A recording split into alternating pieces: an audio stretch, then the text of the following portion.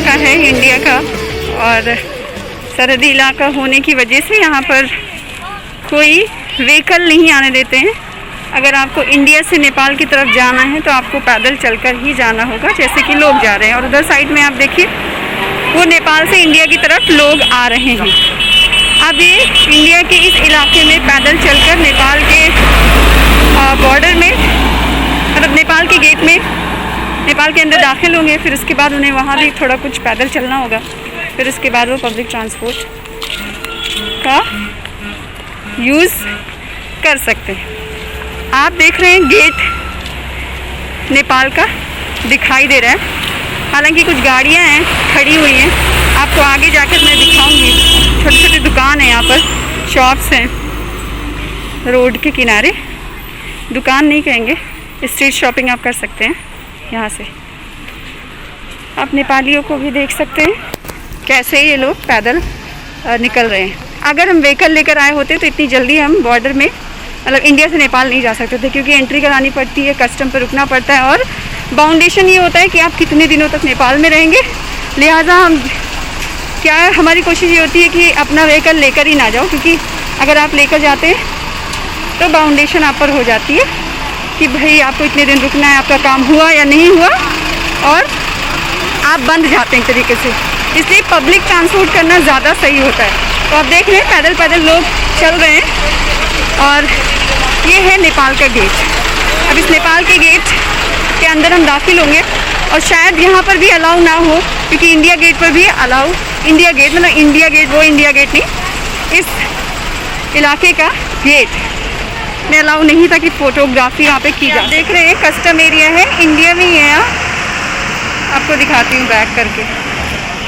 नेपाल की सरजमीन पर पहुँच चुके हैं, और ये ऑटो रिक्शा स्टैंड है। यहाँ से लोग पब्लिक ट्रांसपोर्ट का यूज़ करते हुए नेपाल जाते हैं। आप इस ऑटो में देख रहे हैं, मैं नेपाल में हूँ, और इस ऑटो रिक्शा से ही नेपाल जाऊँगी। अभी ऑटो वाले भैया को दिखाऊँगी। भैया का आ रहा, चलिए आप बैठिए, मैं भी बैठती हूँ। ऑटो वाले भैया के साथ हम नेपाल आए हैं, अब हम आगे चल रहे हैं। चलिए भाई, चलाइए, चलिए स्टार्ट करिए।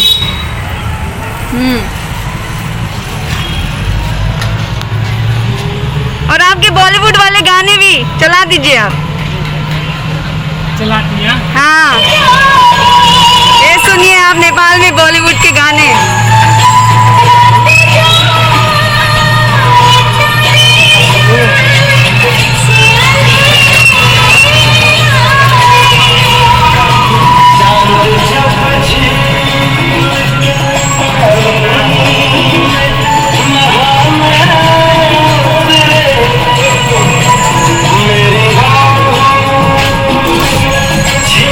बाहर की तरफ से देखिए, पार्क की तरफ से लेके चलते। चलो कोई बात नहीं, चलो।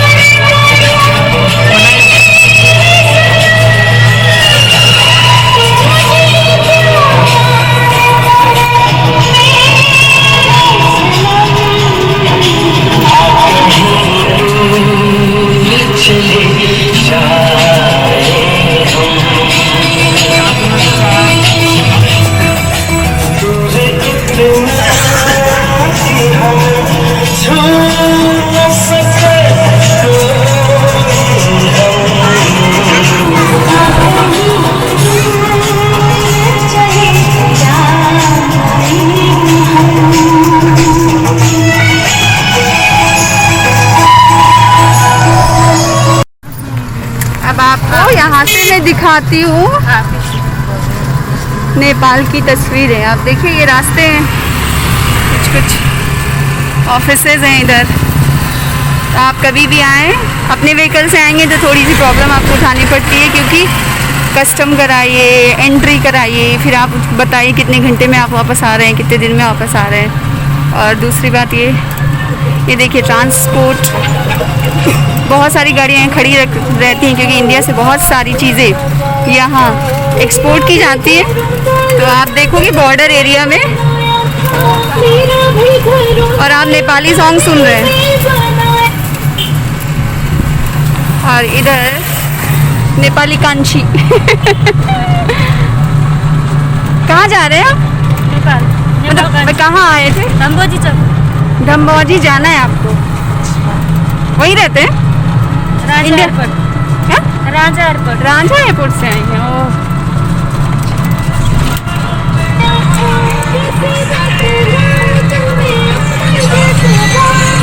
जैसे ही हिंदुस्तान और इंडिया में जैसे है खेत खलियान, वैसे नेपाल में भी आपको मिलेगा, लेकिन ये तराई क्षेत्र है, मतलब प्लेन एरिया है।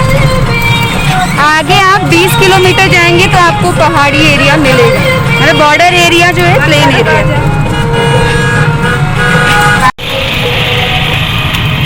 ज़्यादातर शॉप्स यहाँ पर क्लोज है। इसकी वजह ये है कि आज सैटरडे है और सैटरडे नेपाल का पब्लिक हॉलीडे होता है और इंडिया का हम जानते हैं कि संडे होता है। आप भी नेपाल में रहते हो क्या भैया? जी नेपाल में रहते हैं, मतलब आप इंडिया गए थे? हाँ, हम रहने वाले तो वहीं के हैं, लेकिन हमारा मतलब इंडिया कारोबार हमारा जो है यहीं पे। नेपाल में, मतलब नेपाल के बारे में और इंडिया के बारे में ये कहा जाता है कि नेपाल और इंडिया का रिश्ता रोटी और बेटी का है। तो ये सही है ना? है ना? रोजगार, रोटी, इधर कारोबार है, कुछ लोगों का उधर कारोबार है, जैसे कि आपका है। अब मान थोड़ा लीजिए तेज बोलेंगी तो आवाज आएगी। तो सही है, नेपाल में जो भी क्या आता महीना के है भैया? हमारे पारी से ही आता है, ओ भैया वही आता है यहाँ पे। जैसे कारोबार के सिलसिले। कारोबार हो गया, फिर खाने पीने का सामान हो गया, वो सब भारत से ही तो आता है, कहाँ से आता है?